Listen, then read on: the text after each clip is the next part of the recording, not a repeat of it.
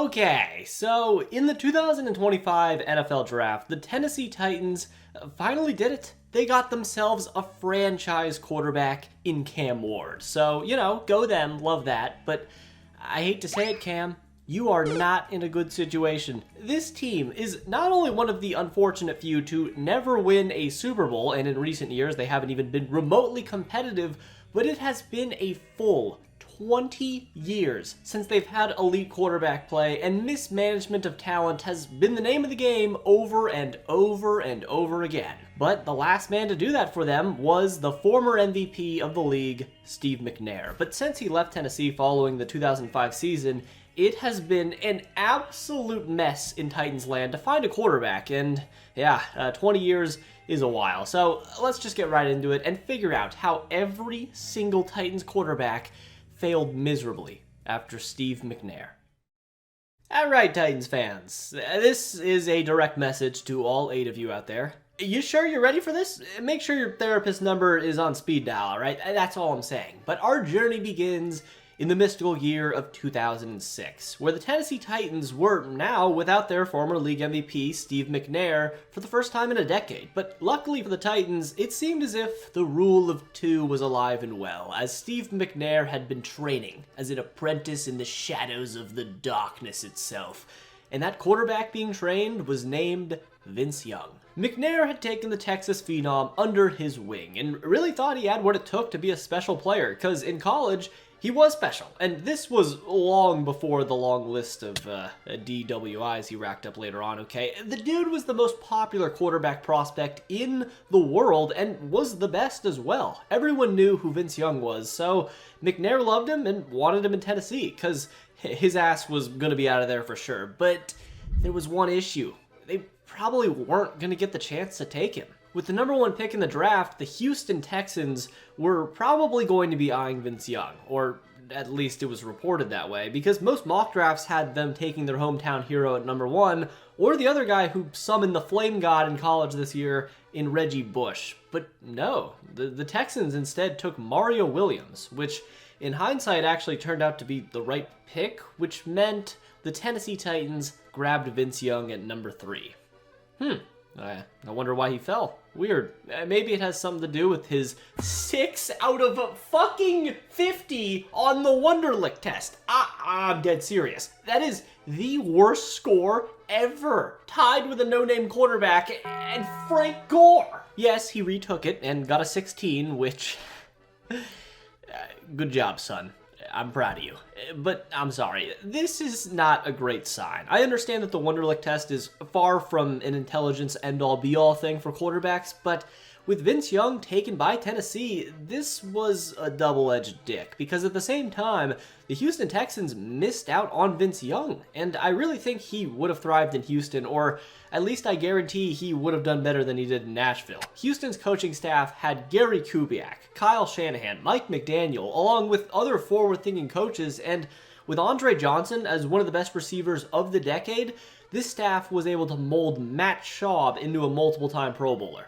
And meanwhile, the Titans had Jeff Fisher. And not just Jeff Fisher, okay? Even worse. Angry Jeff Fisher. The monarch of mid himself, who mastered the art of 7 and 9 more than any man alive, made it very clear that he did not want to coach Vince Young. Instead, he wanted Matt Leinart, a traditional pocket passer similar to Steve McNair, which meant that right off the bat, Jeff Fisher got up in the middle of a coach's meeting and probably said, we're just not going to create an offense tailored to the strength of our mobile quarterback, all right? And instead, let's all just pretend that he's Matt Leinart. And so, to begin the 2006 season, the first year in the Vince Young experiment, they decided to roll out there with Kerry Collins, which is fair. With a prospect like Vince Young, he was extremely raw. It made sense to bench him in the beginning, but here's the problem with this strategy that still happens even more to this day. It all sounds good on paper, until your job is threatened. And when the Titans started out 0-3 to begin the 2006 season,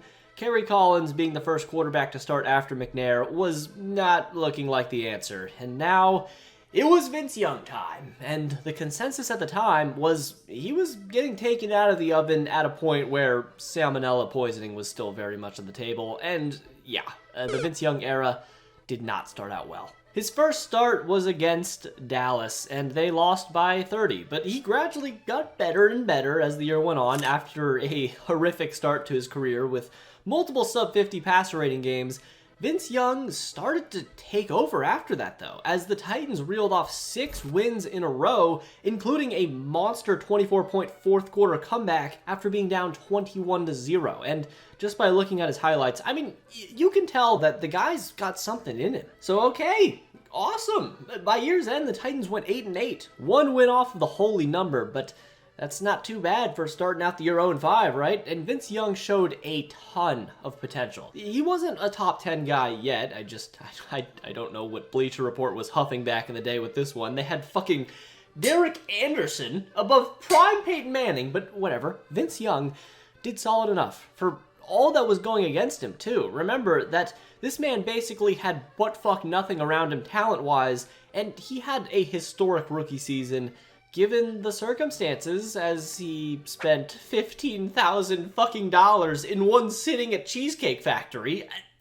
My man, how? Basically, he was getting rookie hazed, I think, but still.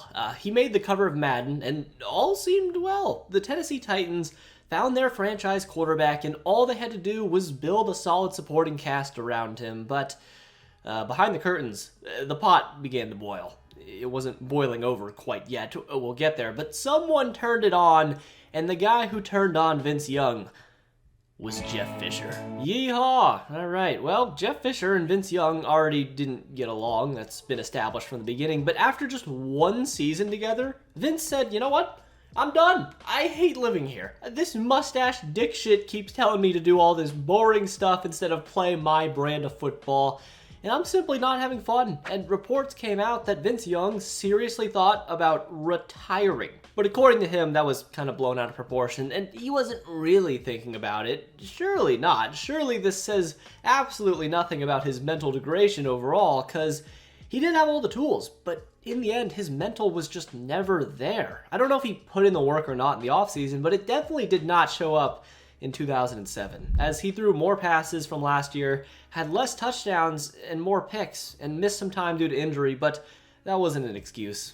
He failed to take the leap forward as the rest of the Titans picked up his slack anyways. Somehow, the Titans managed to score a season-high 38 points versus the Texans without Vince Young and without a single passing touchdown. They had 8 field goals, so that'll work, and the defense, meanwhile, was pretty damn elite. Albert Haynesworth is an asshole, but he was a beast on the field. And they also had Kyle Vanden Bosch, who was also a hell of a player, despite looking like he owns 18 Harley Davidsons. But the point is, this defense was gnarly, and the Titans won 10 games and bought Vince Young a chance at redemption in his first playoff game versus the San Diego Chargers. So here we go. A legacy game for Vince Young. Jeff Fisher was whispering sweet nothings into Vince's ear before the game, and what did the Titan savior do in the biggest of moments? Well, he shat himself. Apparently, Vince Young himself said he thought he played pretty well for his first playoff game ever, and to his credit, his stats of 138 yards, 0 touchdowns, and a pick look absolutely atrocious, but it wasn't as bad as it seems, I swear. Not that it was good, but this wasn't a let's all point and laugh at him for like a 3-minute segment type of game. Regardless, though, he wasn't good, and the Tennessee Titans were sent home 6-17 and were outmatched and out-talented on every level. Damn, well, maybe this is fine. Vince has to learn the hard way eventually, right? And although he still has a lot of work to do, as long as he and Jeff Fisher can finally put their differences aside and, oh, they've done it? Well, I'll be damned. They actually did it. They finally reached their potential, and Vince Young, along with an elite defense, led the Titans to 13 wins. Oh, damn it. Damn it, Jeff, why? First things first again, the Titans defense was nasty. Javon Curse, Kyle Vanden Bosch, Haynesworth, Cortland Finnegan, Tony Brown, the same guys were balling, and the Titans had arguably the best defense in the NFL under Jim Schwartz, and literally out of nowhere, this team that wasn't expected to do anything this year started out 10-0, beat the Steelers in the second to last game to end the year, and clinched the number 1 seed in the AFC with a 13-3 record. But they did all of this without Vince Young. And although the Titans had a great year, for Vince, it could not have gone worse. In the season opener this season versus Jacksonville, he was horrible. He had 100 yards, 2 picks, and seemingly didn't want to go back in the game after being booed. And after an injury too, Kerry Collins replaced him again, and Jeff Fisher named Collins the starter from there. And this was the season, and the move that broke Vince Young's mental in my eyes. Now, a few days later after this Jaguars loss, it was said that police were called to Vince Young's house after his therapist told Jeff Fisher that Young mentioned offing himself, and so Fisher was the one who called the police after also hearing he was seen leaving his house with a possible loaded handgun. Very scary situation, but luckily, once again, it seemed to be a little blown out of proportion. But I don't know, man. I'm a believer in where there's smoke, there's fire. And instead, Vince Young sat on the bench all year and watched as Kerry Collins played some criminally mid football. I think I get it. I know he's kind of the perfect Jeff Fisher quarterback, but the Titans still had no passing game whatsoever. The only reason they could put up points was they drafted this gremlin. But hey, they were the #1 seed, so they should have taken care of business versus Baltimore and a young Joe Flacco, but they did not. Chris Johnson, CJ eventual 2K, was ripping the Ravens a new asshole in the first half. He had about 70 yards and a touchdown, but then he got injured by Ray Lewis, which he believed was a dirty play, and his exit from this game would also end the Titans' offense for the rest of that day. They had multiple fumbles, losing scoring positions, including a brutal one when fat-ass Algie Crumpler decided to go for the long jump, and that didn't work out, shockingly. And if I really wanted to keep twisting the knife, I could. Joe Flacco had a clear missed delay of game. He almost, and maybe did, step out of his own end zone, and a 40-year-old Matt Stover was the one who sealed their fate. And this 13-3 team didn't even win a single playoff game.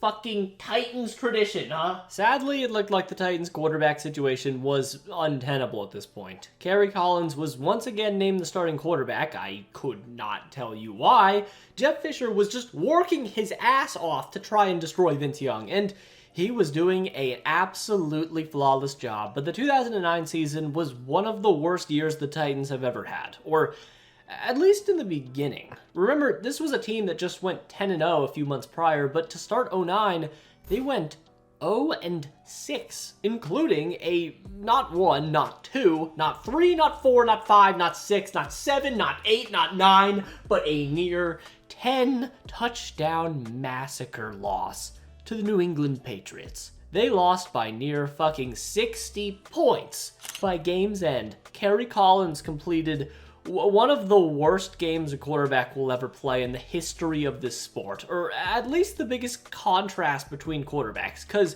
meanwhile, Brady went for 400 yards and 6 touchdowns with a passer rating of 152.8, while Kerry went 2 for 12, -7 yards, 0 touchdowns, and 1 pick, and a passer rating of 4.9. And I tried to see how many picks it would have taken Tom to match Kerry's passer rating, but once I went over 40 picks on the calculator, it kind of broke. So yeah, if Tom Brady went 30 for 90, 6 touchdowns, and 40 picks, that would still be a better game statistically than what came out of Kerry's ass that day. And shiver me timbers, but guess what? Jeff Fisher wanted to stick with him. But it took ownership's involvement to force Jeff Fisher to play Vince Young. Now, I don't understand why he wasn't just fired right then and there, but he wasn't. And when Vince Young was reinserted into the starting lineup, the Titans rallied. They didn't make the playoffs, but they were at least a solid, fun team to watch. Young led a 99-yard drive to beat the Cardinals, and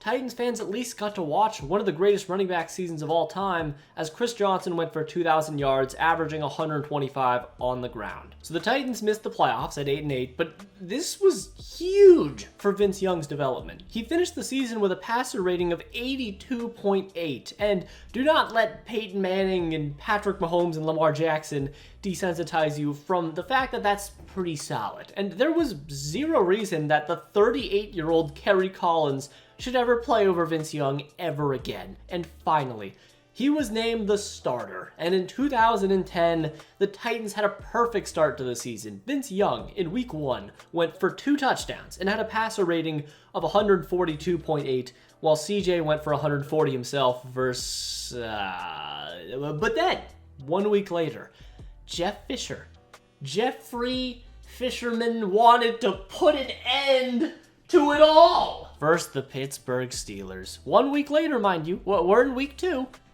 They had an all-time defense, right? And you know that? They had 2 Defensive Player of the Year award winners in James Harrison and Troy Polamalu, and would go on to win the Super Bowl this year. So, you know, pretty good. And they absolutely smothered Vince Young this game. He was struggling. There's no way around that. He had 2 picks and was sacked twice pretty early, which clearly rattled the guy, but his teammates were giving him support, that they were behind him 100%. But he wasn't. Yeah, they benched him. Down by just 13 points, Vince Young was pulled from the game for Kerry Collins. Well, there's no going back now. You just ruined it. You can't do that. I know you both hate each other, but this is not how you develop a quarterback in the slightest. I'm not saying he was 100% going to be a perennial Pro Bowler, but 38-year-old Kerry Collins and Vince Young basically started the same amount of games this year. And for the sake of this video, this guy, Rusty Smith, he started 1. He threw 3 picks, and that's it. But this was the end for Vince Young. And what a shitty season to be a Titans fan. Not that every season isn't, but Cortland Finnegan got his ass beat by Andre Johnson in a shutout 20-point loss. And then versus Washington, Vince Young got booed, injured, and ran off the field throwing his shoulder pads into the stands and screamed at Jeff Fisher after the game. So yeah, this has spiraled so quickly that I can't even keep up. So yeah, just like that, the Vince Young era was over. And I don't actually think either party, being Vince Young or the Titans coaching staff / management, could have handled this whole situation any worse. And after the season, former Titans Hall of Fame center Kevin Mulway basically said that Vince Young never really matured. Sure, he seemed calm in spurts, but he just couldn't be Steve McNair, which is what Jeff Fisher wanted, but he was never going to be Steve McNair. And that's why the relationship never worked out. And if he had Peyton Manning's mentality and discipline on maybe another team, there could be a world where Vince Young was a multiple-time All-Pro instead of being remembered as a bust and one of the worst Pro Bowl quarterbacks we've ever seen. So that's it for Vince. He popped up on the Saskatchewan Rough Riders in 2017. Damn, yeah. He also got knocked out in a bar fight a few weeks ago, so that's a thing. But now he owns a successful restaurant, so good for him. But yeah, his Titans career was over. But damn it, good for him, he took down his abuser with him, as the Titans fired Jeff Fisher and then hired an even dumber Jeff Fisher. I'm dead serious. They managed to hire someone worse than Jeff Fisher. Look, I love dunking on Jeff Fisher as much as the next guy, but if you can give him a team like the 08 Titans, especially back in that style of play, he can succeed. A strong defense and a run game are his thing, but I'd like you to meet Mike Munchak, who I'll rip into in a second, but his Pro Football Reference page, I mean, just look at this. It says O-line coach, O-line, O-line, O-line, O-line, O-line, Titans head coach, O-line, O-line, O-line. I think someone might have made a mistake here. And for the life of me, I don't know how this goober even got the job, let alone the interview. In the interview, the motherfucker said word for word, I am not a networker. So when it came time for one of the important parts of the interview, identifying which coaches he'd hire on the staff, he said, you know what? I don't know. I don't know who I'm going to hire. And he got the job! Take notes, everyone. Make sure you're paying attention to this part. Very important. If you're applying for a job with the Titans, just go, yeah, I don't know. I'll figure it out. But make sure you smell like nicotine and you look like a paraplegic tried to draw Jokic from memory using their feet. But okay, sure. Maybe they didn't have other options. I mean, they damn near the only other guy they even considered for the job was Falcons OC Mike Mularkey, who will be back here in a fucking minute. Keep your balls in your sack, buckaroo. This guy is not going anywhere. But the Tennessee Titans decided to draft a very polarizing prospect ahead of the 2011 season, named Jake Locker, 8th overall in 2011. Now, first of all, that's just rough to leave an all-time draft like this one with one of the only busts, but Jake Locker got a lot of Tim Tebow comparisons. He struggled with accuracy and got hit a ton in college. Gruden said it best, that the dude was literally hit on every play, and he had an ability to run, he was just abusing it, which led him to racking up way too many injuries that a quarterback shouldn't have to deal with directly resulting from hits alone. But even with those issues, people were more concerned with his mental. Locker could have been the #1 pick in 2010 potentially if he declared, but he didn't. And to deal with the pressure that came from him being a household name in college, he was drinking every day and blacking out routinely to cope, and getting drafted by the Tennessee Titans, I assume, would not assist in those habits. 2011 was not the year for Jake Locker, though, as the Titans once again decided to go with a veteran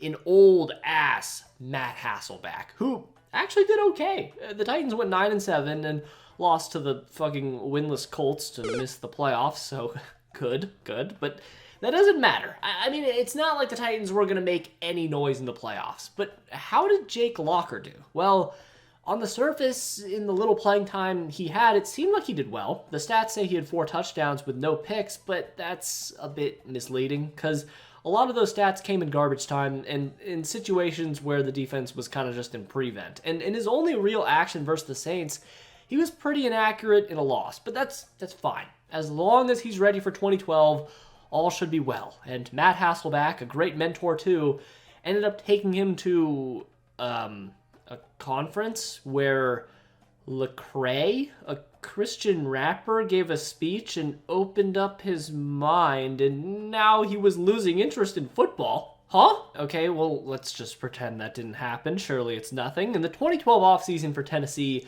was also not very good, or at least the reports weren't looking amazing.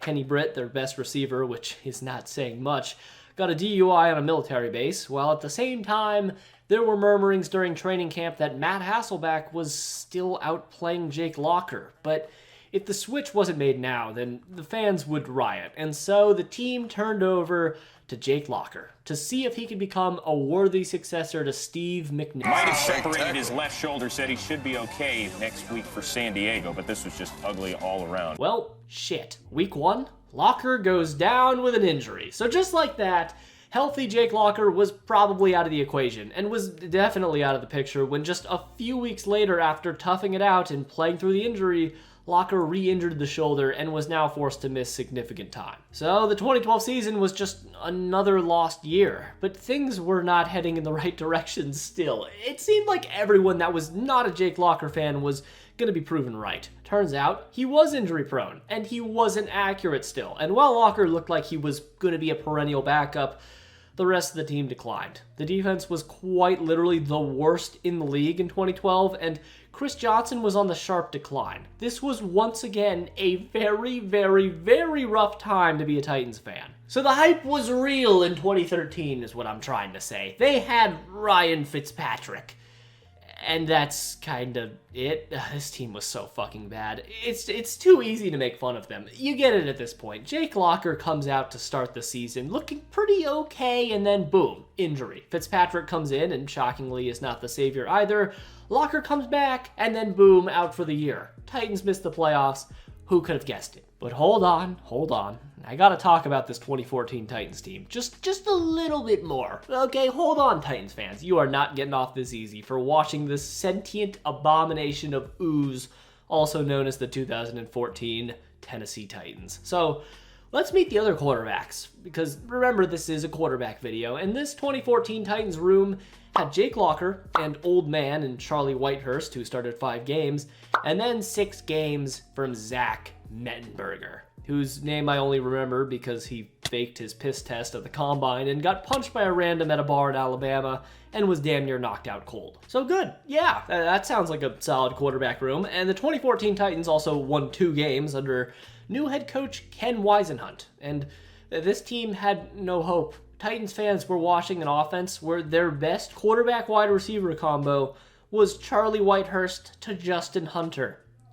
I don't know either. And by year's end, after declining Jake Locker's 4th-year option, he ended up retiring, citing injuries and mental health issues as his main reasoning, and the Titans were now looking ahead for a new future. But because they were one of the worst teams of the last decade plus, they were rewarded with the 2nd overall pick in the draft and decided to go quarterback. And I guess luckily for them, they kind of had no pressure. And they would take whatever quarterback the Buccaneers didn't take between Jameis Winston and Marcus Mariota. And with Jameis off the board, the Titans decided to select Marcus Mariota as the new franchise quarterback for the Tennessee Titans. And Mariota seemed like the perfect player for them. He was like Vince Young, but smarter. He passed all the eye tests and seemed like injuries would be the only thing that could possibly hold him back from reaching his star-level ceiling. But that's not the point, okay? Because year number 1, under Ken Whisenhunt, the Tennessee Titans expertly crafted a beautiful ecosystem to produce another Achilles Smith. I mean,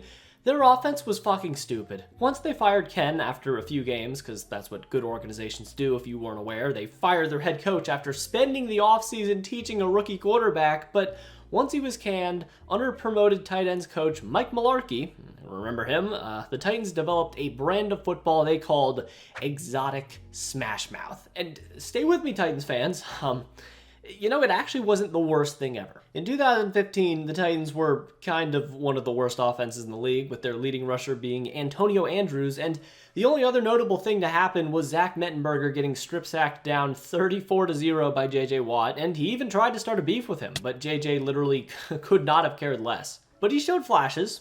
Mariota, that is, not Zach Mettenberger. Then, though, things changed in 2016, as before the season, the Titans held the number 1 pick, but traded it away to the Rams as they received Jared Goff in return. But the Titans then used the pick that they got from the Rams to go up to 8 and draft a lineman in Jack Conklin, and eventually a little-known running back who will soon purge the land to go along with former Eagles running back DeMarco Murray. And with Mariota, Henry, Murray, and Delaney Walker, who's been here for a while, the Tennessee Titans built another respectable playoff team, which at this point in the video is a fucking bloody miracle. Mariota was pretty damn near great and provided the Titans with at least the best quarterback play they've had since Steve McNair. He had 3,400 yards, 26 touchdowns, only 9 picks, and a passer rating of 95.6 on the year. The dude was just straight up good, and the exotic smash mouth scheme was working, as the Titans improved from 29th in 2015 to 10th in 2016 in points per drive, and 31st to 12th in yards per drive. So that's significant improvement. With Mariota's rushing ability, as well as the AFC's top rusher in DeMarco Murray, they had at least something going for them, and they also proved they could beat some good teams too. Versus Green Bay, Mariota played the best game of his career, even today, as he went 19 for 26, 295 yards, 4 touchdowns, 0 picks, and a passer rating of 149.8. They were here. They were young, and the rest of the league wasn't ready for Mariota and Derrick Henry to run the NFL for the next 6 years straight. But then, Week 16 happened, and everything fucking fell apart as usual. I also forgot to mention that Matt Castle started a game this year. This picture scares me. Is that just me? Week 16, 2016. Titans versus Jaguars. A game that would effectively decide if the Titans would make the playoffs or not, and this game had such heavy implications for this franchise's future as well. Because not only did the Titans lose this game versus Blake Bortles in the 3-win Jaguars, but Marcus Mariota suffered a brutal fractured fibula, missed the rest of the season, and this was the beginning of the end of the Mariota era just already. And this specific injury, to me, is one of the quarterback injuries that never gets talked about, but still ruined a career. Because after Mariota broke his leg, he never recovered. He lost his confidence in his mobility, and his mental was never the same. As in 2017, he regressed heavily, and the offensive scheme grew stale and predictable. He had a 4-interception game versus the Steelers, while Titans players kept blaming the coaching for the struggles, saying that the offense functioned significantly better when Mariota was calling plays in a no-huddle situation, and they should rely on him instead. Which, you know, isn't ideal to have your players turning on your coaches, but they were right. The exotic smash mouth was not working anymore, and the team was a bit stuck in the past. They were last in the NFL when it came to 3 wide receiver sets, running 3 wideouts in just 39% of their plays, and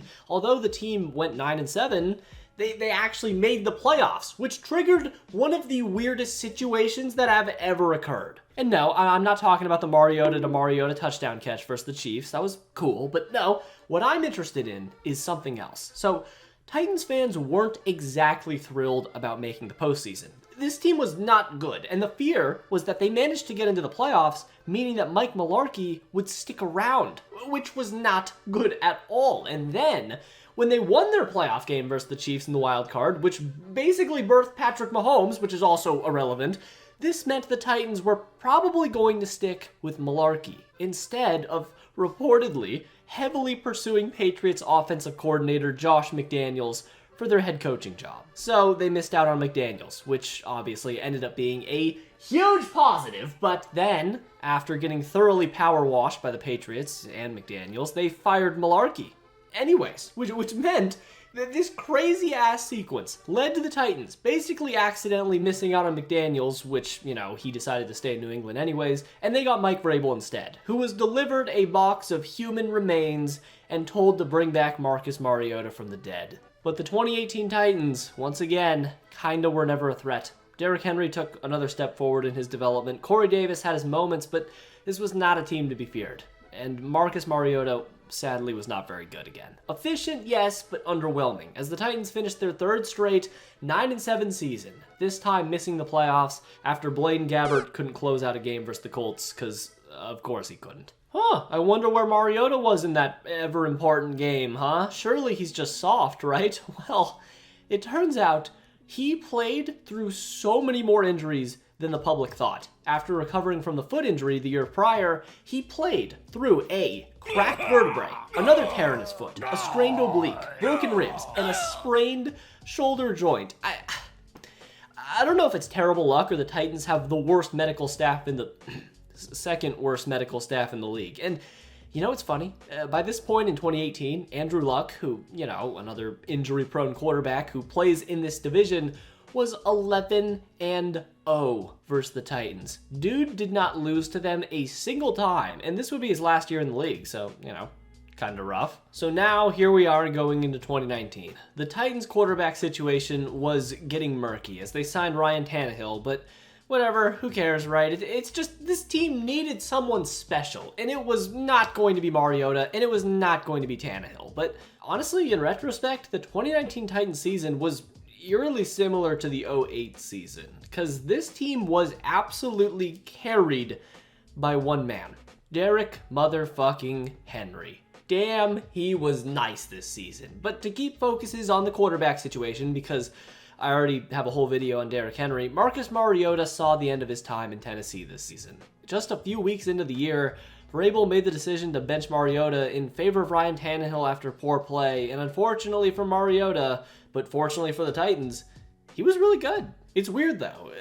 Yes, Ryan Tannehill was really good. He went 7-3 as the Titans starter, but Derrick Henry just opened everything up for him. But like I said, similar to 2008, they were carried by their running back and strong defensive play when it mattered. And at 9-7, again, they made it to the playoffs. And Mike Vrabel had a chance at revenge to take down the evil empire once and for all. And that they did.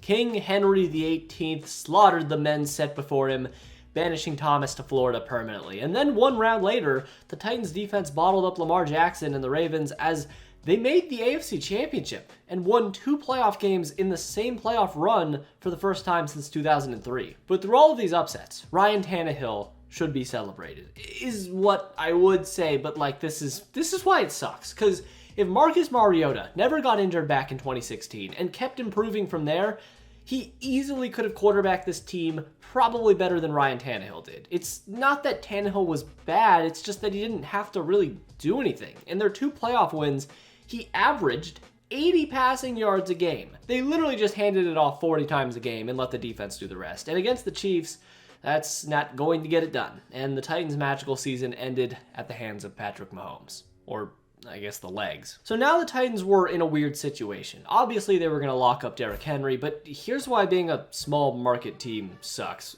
People do not want to go play for the Tennessee Titans, it turns out. And with Marcus Mariota broken, Tennessee kinda was forced to hope that Henry and the defense can carry the Titans and Tannehill can do enough to make Tennessee Super Bowl contenders, or at least fringe contenders, giving him a 4-year, $120 million extension. And the 2020 season kinda showed that formula was possible, sort of. Derrick Henry ran for 2,000 yards, nothing I couldn't do, and Tannehill was pretty damn good too, but in the end, they suffered due to COVID more than any other team, and their defense being absolutely atrocious was also a huge factor as Baltimore got revenge on them, but 2021 seemed like it was going to be their year. Once again, the quarterback play, just fine to slightly above average, but the team continued to run through Derrick Henry until he broke, but they kept winning games without him somehow and captured the #1 seed in the AFC with Ryan Tannehill and like nobody else. So yes, the Titans were the #1 seed, but on paper,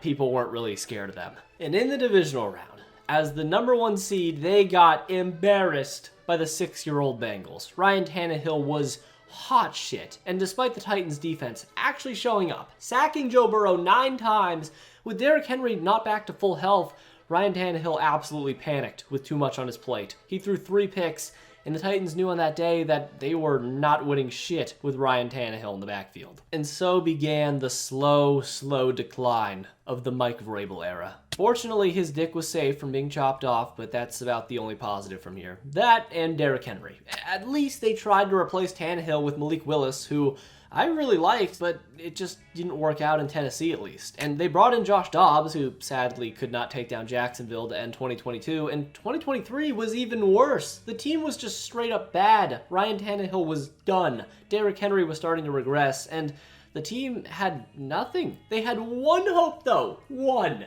And his name was Will Levis. Will Levis was a really weird quarterbacking prospect. He was a guy who at one point was projected to be literally anywhere between a high first rounder and like a late second round pick. And the Titans decided to use their first pick in the second round to pick up Will Levis, the mayonnaise masseuse. And his first game went well. He was throwing bombs and all 6 Titans fans thought they had something in him, but then things fell back down to earth, and sadly, Will Levis is not very good at football. I mean, it was bad. Like, bad. People weren't even watching the Titans and Will Levis to see how he was developing after, like, week 3. Everyone just wanted to see what dumb shit he'll pull, and he delivered. The man sucked. He had 3 games over a 100 passer rating, which is, like, okay, but he was not the future. I do think that he was forced into a system that he's not meant for, but he'll probably be a backup in this league for a while.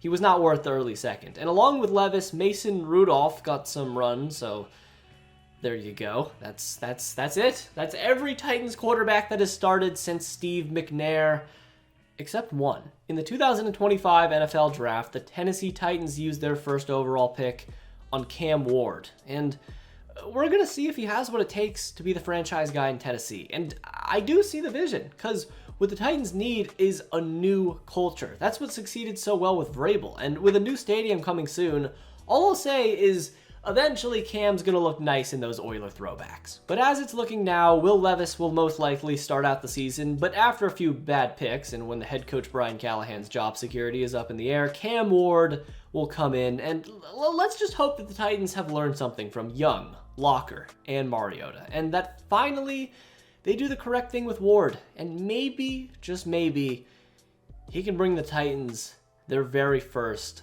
Super Bowl championship. But anyways, if you like this video, then subscribe, because I got a lot of videos on the channel just like this one. And if you did like this video, watch this video I did a few weeks back on the Baltimore Ravens and their entire franchise's history. It's pretty interesting, trust me. And thanks to all my Patrons for pledging money. It truly does mean a lot. But anyways, until next time.